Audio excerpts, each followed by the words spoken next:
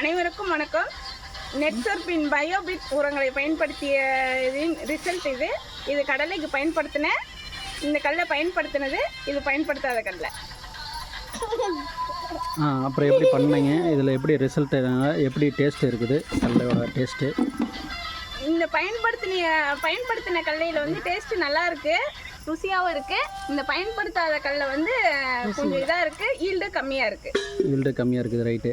Yield கம்மியாக இருக்குது. இதில் வந்து நீங்கள் எது நல்லா இதை வந்து இதில் உங்களுக்கு தெரிஞ்சது எப்படி?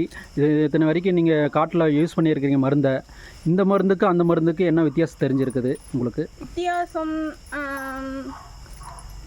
உற்பத்தியின் அளவு அதிகமாக இருக்குது. எதுக்கு, அதாவது நட்சப்பு மருந்துக்கும் இதுக்கும் வந்து எடுத்திங்கன்னா உற்பத்தி எது வித்தியாசம் தெரிஞ்சிருக்குது?